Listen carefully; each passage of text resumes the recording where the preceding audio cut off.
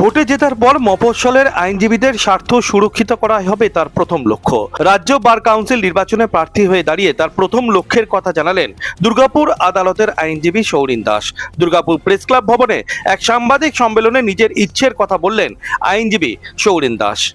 দেখুন, আমি দীর্ঘদিন কোর্টে প্র্যাকটিস করছি এবং আমার এখানে প্রায় 28-29 বছরের আমার কোর্টের যে ওকালতি জীবন। এই বারবর্ষী নির্বাচনটা এটা হচ্ছে অ্যাডভোকেট ফ্র্যাটার্নিটি, যারা অ্যাডভোকেট আছে কালো তাদের নির্বাচন। এখানে হয়তো মানে ধরুন দল মত এইটা একটা মানে সেটার দিক দিয়ে ম্যাটার করেন। আমরা দেখেছি সেটা হচ্ছে যে মানুষরা সুষ্ঠুভাবে নির্বাচনে তারা যে নির্বাচিত করছে তাদেরকেই করে যারা মানুষের কাজটা করে, যারা অ্যাডভোকেটদের কাজটা করে।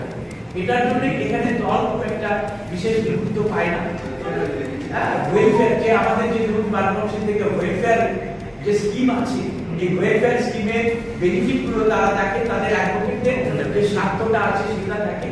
তো সেইগুলো তারা প্রথম থেকে সেগুলো তাদের মাধ্যমে পাওয়া যাবে, তবেই তারা সেই ব্যক্তিকে তারা পছন্দ করে ভোটটা প্রদান করে।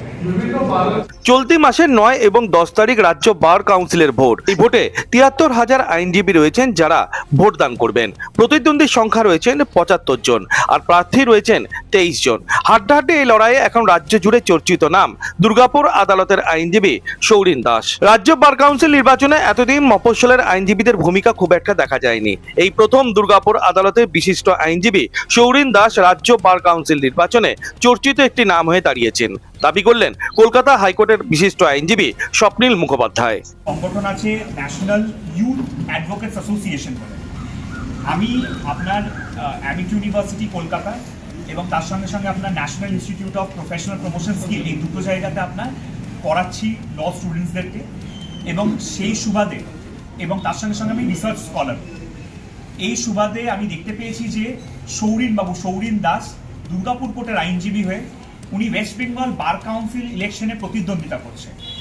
এবং যেই বার কাউন্সিল ইলেকশনে আমরা দেখেছি যে আপনার বেসিক্যালি কলকাতার অঞ্চলে যে সমস্ত লোকেরা তারাই কিন্তু বেশিরভাগ প্রতিদ্বন্দ্বিতা করে এসছে এবং তারাই কিন্তু আজকে মেম্বার চেয়ারম্যান হিসেবে আছেন। এটা বলা যেতে পারে প্রায় প্রথমবার এবং একটা নজিরবিহীন যে দুর্গাপুর থেকে কেউ এইভাবে কলকাতায় গিয়ে প্রচার করতে পেরেছে, এবং সেটা সত্যিকারেই একটা মানে অবিশ্বাস্য একটা ব্যাপার। প্রত্যেকটা আজকে কলকাতার কোর্টে আমি দেখছি যে সৌরিন দাস দুর্গাপুরের আইনজীবী হিসেবে তার পোস্টার, ব্যানার এবং সেটা একটা মানে চর্চার জায়গায় উনি চলে এসছেন। সেই জন্য দেখুন, ভোটের রেজাল্টে আমরা জানি না যে কে হারবে কে জিতবে, কিন্তু উনি যে একটা ইম্প্যাক্ট তৈরি করতে পেরেছেন।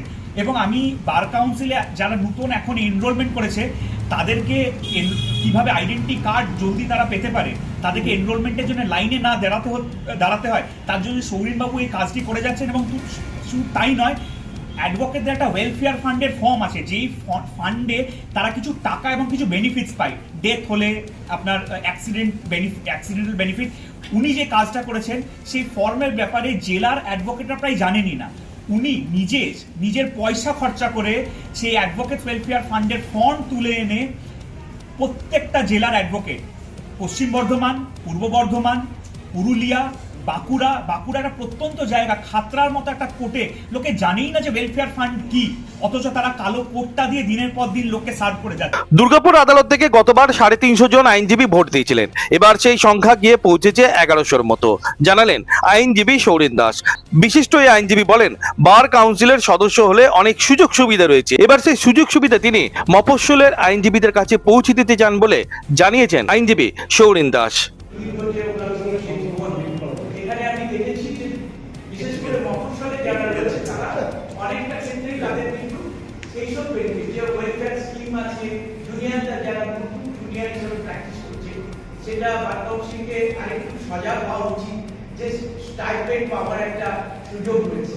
এই যে সেই প্রক্রিয়ার ক্ষেত্রে কি হয়, যারা ধরুন সিনিয়র আছে, যারা লব্ধ প্রতিষ্ঠিত আইনজীবী, তারা ফিস পাচ্ছে, জুনিয়র যারা একদমই সবে কোটে এসেছে, তাদের একটা হাত খরচা আছে, তাদের আলাদা যে রিকোয়ারমেন্ট যেগুলো আছে সেগুলোর ব্যাপারে কিন্তু খুব একটা আমরা দেখছি না। অনেক ক্ষেত্রে আমি এই সব বিভিন্ন প্রকল্প দিয়ে আমি এই অভিযোগ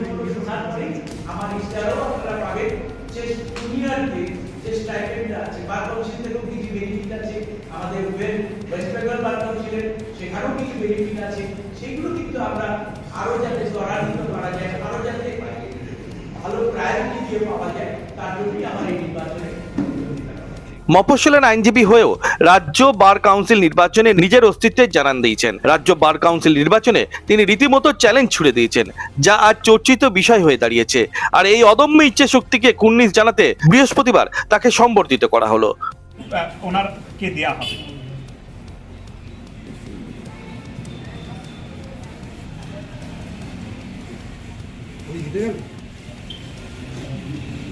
সব মিলিয়ে জমাটে এই নির্বাচনকে ঘিরে বাড়তি উৎসাহ উদ্দীপনা তৈরি হয়েছে রাজ্য জুড়ে। আর রাজ্য বার কাউন্সিল নির্বাচনে যেভাবে উত্তর থেকে দক্ষিণ সবকটি আদালতে ঘুরে বেড়াচ্ছেন প্রার্থী সৌরেন দাস, এমনকি কলকাতা হাইকোর্টও যেভাবে মফস্বলের এক আইনজীবী হয়েও এই ভোটে টক্কর দেওয়ার চেষ্টা করছেন, তাতে করে তার জয় যে এক প্রকার নিশ্চিত তার বলার অপেক্ষা রাখে না বলে মনে করছেন আইনজীবীদের একাংশ।